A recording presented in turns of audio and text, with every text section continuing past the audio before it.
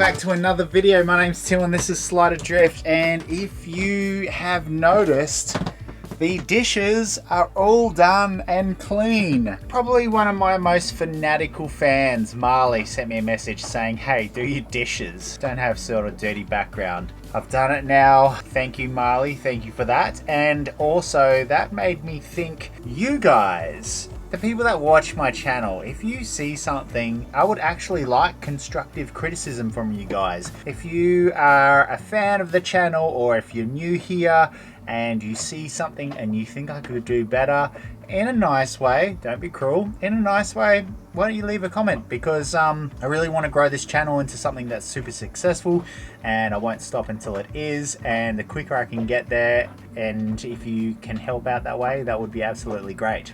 Let's go here. Yeah, that's a good spot. Okay, in this video, I've just pulled into Foster and I got my ass handed to me by my first 4-day sail solo. So I lost some of this footage, so I'm having to do this intro after the fact.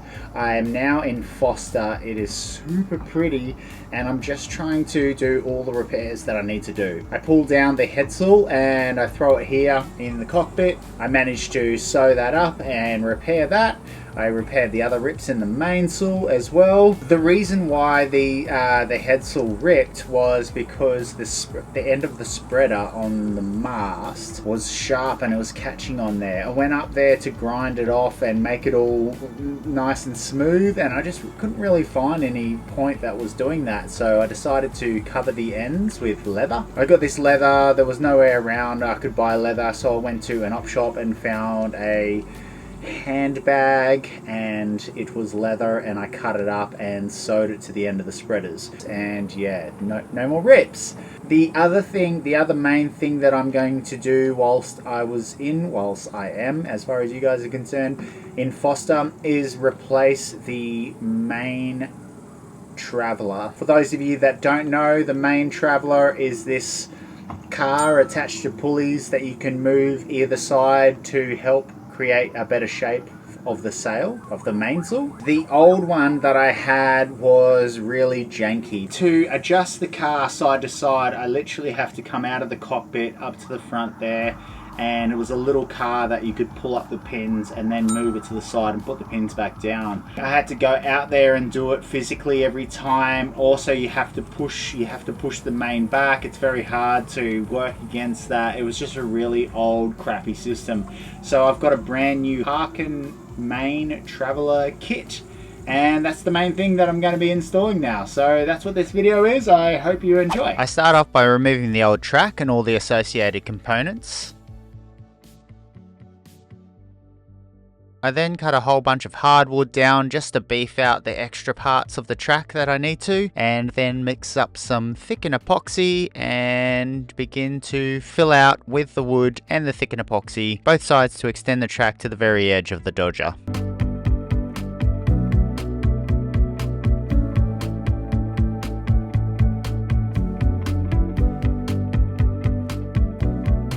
I then used a bit of peel ply underneath a straight edge and put that across a thickened epoxy just to create the flattest surface that I could possibly have to reduce the amount of fairing that I need to do after the fact. I then mix up an absolute load of fairing compound. Fairing compound is, in this case, an epoxy 2-part compound that is really easy to sand, and it fills in all the imperfections, major and minor, so that you can easily sand down to the exact shape that you want. In my case, there is a lot of gaps either side that I need to fill out to continue the original shape of essentially the mound that is supporting the track that the traveller goes on.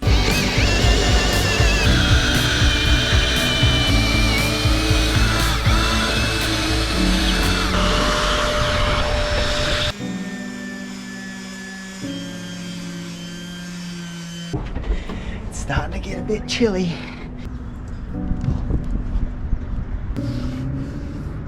So the first amount of fairing is done, and now it's just showing up all these little voids, which I'll fill in with more fairing, and all of the holes I have drilled out now to 14 millimeters. And why I've done it so big is so I can fill it all with thickened epoxy. I'll do that today. So today I just plan on filling all the holes with thickened epoxy and fairing over all the little imperfections as well to try and make it all nice and sweet and uniform. Fill up the holes with epoxy and do the drill, fill, drill method. So drill out a larger hole than what you need, fill it up with thickened epoxy and then re-drill it the correct size. That way the hole is just epoxy. So if water is to run down these holes right now, they'll come in contact with the wood that I have put in here and someone has put in here. But if the whole hole is epoxy, then no matter water getting in and through down into that hole, it's never going to be coming in contact with something that can rot. Starting to look really good.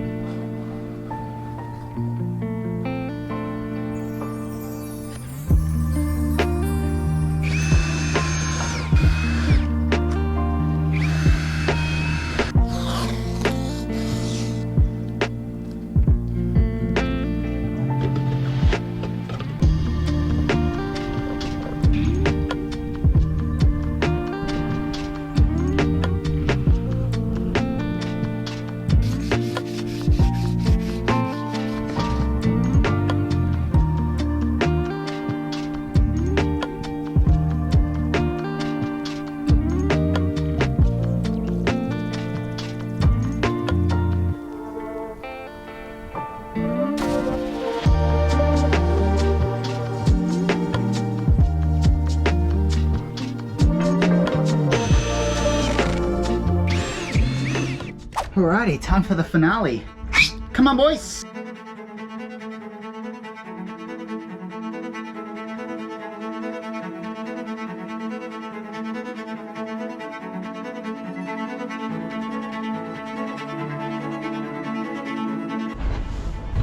That is that. Yeah, it all looks really good.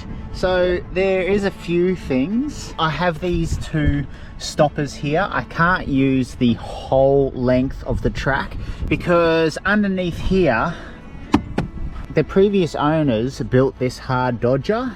So through this hatch here, this is the original deck, and here is the original Traveller, and they've just attached the old Traveller with some bits of aluminium so that all the force is not on this Dodger, because this Dodger is not connected up the front here. If you see this crack here is just because they've siliconed it in. It's only connected at a few points. It's not designed to sort of take the loads of the main. So this track is supported to up about to there, and so I've got the stopper in here and the stopper in over the other side so that the car can't actually go past there and I'm not actually putting all the force on this hard Dodger. So in the future, if I end up coming across a ridiculous amount of time, I've got an idea of how to brace these ones. I'm going to do it with these aluminium extrusion and then bolt that through to the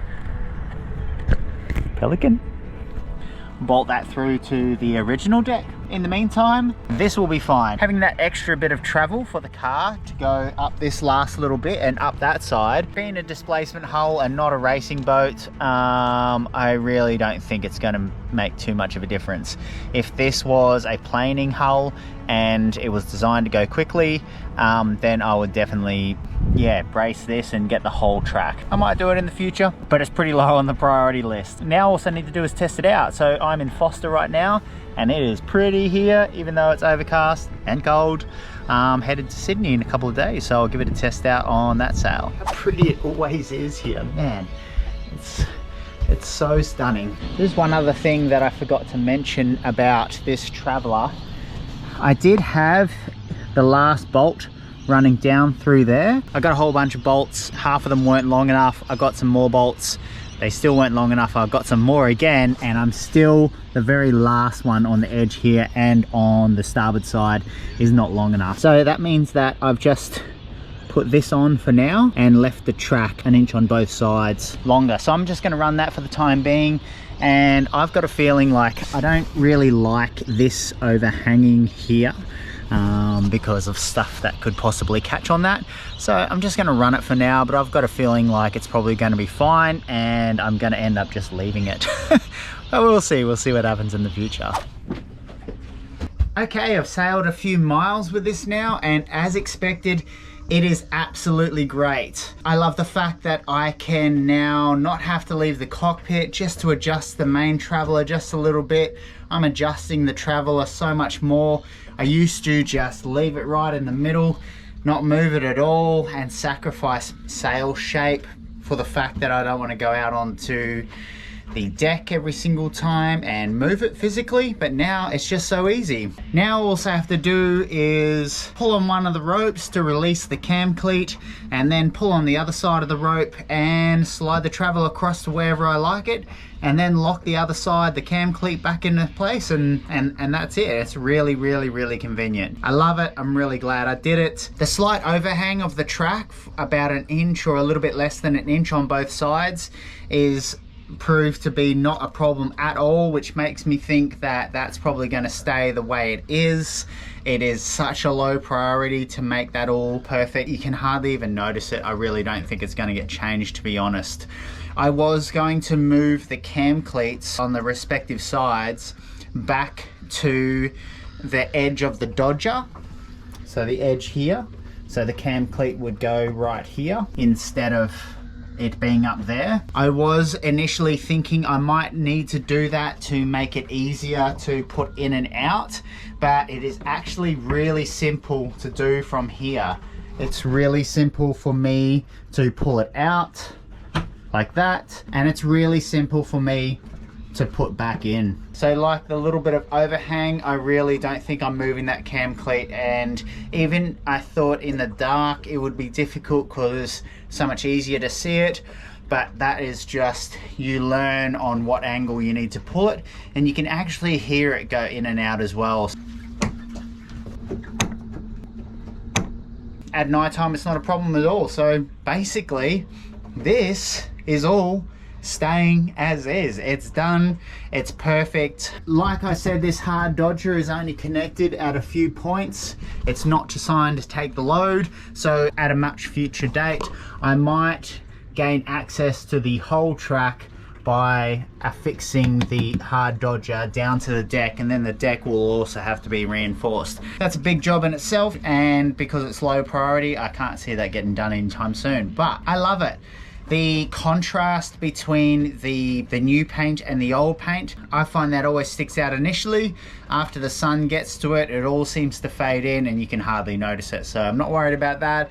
It all turned out really great, and that's it for me. On the next video, I sail from Foster to Sydney and chill out in Sydney for about a month, and it was friggin' awesome. Hope to see you guys then. Okay, bye.